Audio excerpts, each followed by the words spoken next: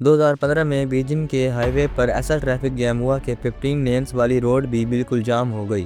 اسی طرح 1918 میں فرانس کے آٹو روٹ ہائی وے پر 175 کلومیٹر لمبی ٹریفک لائن لگ گئی تھی جو کئی دنوں تک کلیئر نہ ہو سکی۔ برازیل، جرمنی اور امریکہ جیسے ملکوں میں بھی ایسے کیسز سامنے آئے ہیں جہاں گاڑیاں 10 سے 12 دن تک پھنسی رہیں۔ لیکن جو کہانی آج ہم آپ کو سنانے والے ہیں وہ ان سب سے الگ ہے، کیونکہ یہ ٹریفک جام کچھ دنوں کا، کچھ ہفتوں کا یا کچھ مہینوں کا نہیں تھا۔ یہ جام پورے 8 سال تک جاری رہا۔ جی ہاں، دنیا کا سب سے لمبا اور سب سے عجیب ٹریفک جام، اور وہ بھی سوئس کینال جیسے اہم روٹ پر۔ یہاں صرف گاڑیاں نہیں بلکہ ڈوزنز آف شپس اور ان کے ہزاروں کریو ممبرز بھی بری طرح پھنسے رہے۔ نارملی ہائی ویز اور ایکسپریس ویز پر جام ختم کرنے میں چند گھنٹے یا میکسیمم کچھ دن لگتے ہیں، لیکن سوئس کینال کا یہ جام کسی کے بس میں ہی نہیں تھا۔ سوئس کینال، جو دنیا کی ٹریڈنگ اور شپنگ انڈسٹری کا ایک جیول مانا جاتا ہے، نے 1869 سے گلوبل ٹریڈ کو بالکل بدل دیا۔ یورپ کے شپ پہلے افریقہ کا پورا چکر لگاتے تھے، مہینوں کا سفر ہوتا تھا، لیکن کینال نے یہ مہینوں کا سفر صرف کچھ دنوں میں بدل دیا۔ صرف اتنا ہی نہیں، یہ کینال ان شپس کو افریقہ کے سمندر کے پائریٹس سے بھی بچاتی تھی، جہاں شمالی اور ویسٹ افریقن پائریٹس اکثر شپ لوٹ لیتے تھے اور کریوز کو ہوسٹیج بنا کر رینسم مانگتے تھے۔ 5 جون 1967 کا دن، صبح 15 کارگو شپ سوئس کینال کی میڈیٹرینین سائڈ سے انٹر ہوتی ہیں۔ نارملی اس سفر کو کراس کرنے میں 12 گھنٹے لگتے ہیں، لیکن ان کو کیا پتا تھا کہ ان کا یہ گھنٹوں کا سفر سالوں تک لمبا ہو جائے گا۔ اس وقت ایجپٹ اور اسرائیل کے درمیان پہلے ہی ٹینشن بڑھ رہی تھی۔ دونوں پڑوسی ملک ایک دوسرے کے خلاف جنگ کی تیاری کر رہے تھے۔ اگر آپ میپ پر دیکھیں تو اسرائیل اور ایجپٹ کے بارڈر سوئس کینال سے قریباً 200 کلومیٹر دور ہے، یعنی سینائی پیننسولا کے اس پار۔ اس لیے نہ ہی ایجپٹ اور نہ ہی ان 15 شپس نے اس ٹینشن کو اپنے لیے کوئی خطرہ سمجھا۔ مگر اس دن سب بدل گیا۔ ایک دم سے جنگ چھڑ گئی۔ اسرائیلی فورسز نے ایجپٹ پر سرپرائز اٹیک کر دیا۔ صرف 1 گھنٹے کے اندر سوئس کینال کے آس پاس راکٹس برسنے لگے، فائٹر جیٹس گرنے لگے۔ حالات اتنے خراب ہو گئے کہ ایجپشین فورسز نے فوراً ری ایکشن دیا۔ کینال دونوں طرف سے بند کر دی گئی۔ اگلے 6 دن تک لگاتار جھگڑے چلے اور آخر اسرائیل نے پوری سینائی پیننسولا پر قبضہ جما لیا۔ نیا بارڈر بن گیا اور اس کے بیچ میں تھا سوئس کینال۔ ایجپٹ کے لیے یہ ایک بڑی ہار تھی۔ اسرائیلی فورسز کو کینال کراس کرنے سے روکنے کے لیے ایجپٹ نے ہر پاسبل سٹیپ اٹھایا۔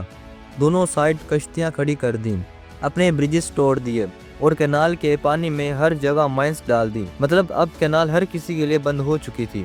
اسی دوران وہ 15 کارگو شپ گریٹ بیٹر لیک میں اٹک گئی۔ ان کے ویسٹ میں تھی ایجپٹین آرمی اور ایسٹ میں اسرائیلی فورسز۔ واپس میڈیٹرینین جانا ناممکن، ریڈ سی سے نکلنا بھی ناممکن۔ ان کے پاس کوئی اور آپشن نہیں تھا، اور صرف یہیں 15 ہی نہیں، میڈیٹرینین اور ریڈ سی دونوں طرف کے 100 شپس بھی اٹک گئی تھی۔ سب اسی امید میں رک گئے کہ شاید جنگ ختم ہو جائے اور راستہ کھل جائے، لیکن دن مہینوں میں بدلے اور مہینے سالوں میں، مگر ایجپٹ اور اسرائیل کی کشیدگی ختم نہ ہو سکی۔ اس بلوکیج کا نقصان صرف ایجپٹ یا اسرائیل تک محدود نہیں تھا، پوری دنیا اس کے اثر میں آ گئی۔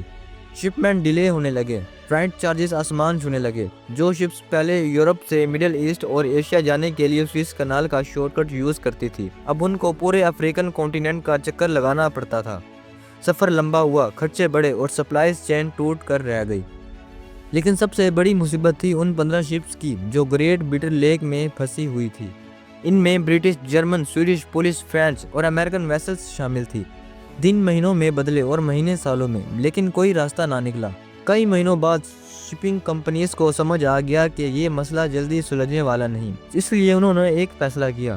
زیادہ تر کریوز واپس بلا لیا۔ ہر شپ پر صرف 10 لوگ چھوڑ دیے گئے تاکہ مینٹیننس چلتی رہے، اور پھر ہر 2-3 مہینے بعد ان کریوز کو نئے لوگوں سے ریپلیس کر دیا جاتا تھا، اس امید میں کہ ایک دن یہ شپس آزاد ہو جائیں گی۔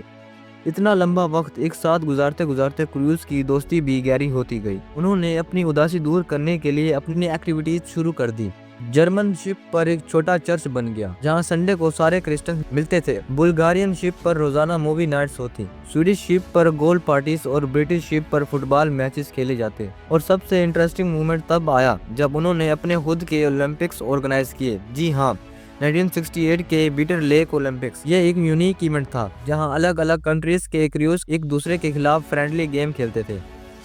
سالوں کے گزرنے کے بعد شپ پر مٹی کی لیئر جمنے لگی تھی۔ جیسے وہ ہمیشہ کے لیے وہیں کھڑی ہو گئی ہوں۔ لیکن ایک چیز ان کے حق میں تھی، کیونکہ یہ نیوٹرل شپ تھی، ان کا جنگ سے کوئی لینا دینا بھی نہیں تھا۔ اسی وجہ سے کھانا، پانی اور ضروری سپلائز ان تک پہنچانے سے نہ تو اسرائیل کو کوئی پرابلم تھی اور نہ ہی ایجپٹ کو۔ 6 سالوں کے بعد 1973 میں جنگ ایک بار پھر شدت اختیار کر گئی۔ اس دفعہ حملہ ایجپٹ کی طرف سے ہوا۔ ایجپٹ اپنی پوری طاقت کے ساتھ سینائی پیننسولا میں گھس گیا اور اسرائیلی فورسز کو پیچھے دھکیل دیا۔ دونوں طرف سے بھارے پیمانے پر حملے کیے گئے، مگر اس دفعہ ایک اسرائیلی راکٹ نہ چاہتے ہوئے بھی پیننسولا پھنسی ہوئی امریکن شپ سے ٹکرا گیا اور وہ شپ تباہ ہو کر ڈوب گئی۔ اس جنگ نے دونوں طرف ہزاروں لوگوں کی جان لے لی۔ آخر 24 اکتوبر 1973 کو چیز فائر ایگریمنٹ ہوا اور دھیرے دھیرے دونوں ملکوں نے اپنے ٹروپس واپس بلا لیے، لیکن وہ 15 شپس کے لیے جنگ ابھی بھی ختم نہیں ہوئی تھی۔ سوئس کنال کے اندر 6 سال کی لڑائی نے سب کچھ تباہ کر دیا تھا۔ کہیں غرق ہوئی بوٹس کا ملبہ، کہیں گرے ہوئے پلینز کے ٹکڑے اور کہیں پانی کے نیچے چھپے ہوئے بارودی سرنگ۔ ایجپٹ نے کینل کے اندر جو مائنز بچھائے تھے، اب ان کو صاف کرنا ایجپٹ کے لیے ایک بڑا چیلنج بن گیا تھا۔ اس پروسیس کو مکمل کرنے میں انہیں اگلے 2 سال لگ گئے اور پھر وہ دن بھی آ ہی گیا۔ 5 جون 1975، بالکل 8 سال بعد، سوئس کنال دوبارہ کھول دی گئی۔ اس وقت بیٹر لیک میں کھڑی 14 شپس، کیونکہ ایک تباہ ہو چکی تھی، اپنی اپنی منزلوں کی طرف روانہ ہو گئی۔ اپنے وطن لوٹنے پر ان کو دھوم دھام سے استقبال کیا گیا۔ یہ کریو ممبرز دنیا کے سب سے لمبے اور عجیب ٹریفک جام کا حصہ بن چکے تھے، جو پورے 8 سال تک جاری رہا۔ جنگ کے بعد دھیرے دھیرے ایجپٹ اور اسرائیل کے ریلیشن بھی بہتر ہونے لگے۔ اسرائیل نے سینائی پیننسولا واپس کر دیا اور ایجپٹ پہلا عرب ملک بن گیا تھا جس نے اسرائیل کو آفیشلی ریکوگنائز کیا۔ دوستو، ان کریوز کے پاس ایک دوسرے کا ساتھ تھا، کھانا تھا، پانی تھا اور ہر قسم کی سہولیات بھی موجود تھیں۔ پھر بھی 8 سال کا انتظار ان کے لیے ایک عذاب بن گیا۔ لیکن ذرا سوچئے، ایک ایسا انسان جو سمندر میں اکیلا تھا، نہ کھانا، نہ پانی، نہ مدد، اور پھر بھی 438 دن تک زندہ رہا۔ آخر یہ کیسے ممکن ہے؟ آپ کو ہائیلی ریکمینڈ کروں گا کہ یہ ویڈیو لازمی دیکھیں۔ تو ملتے ہیں پھر اوشن میں۔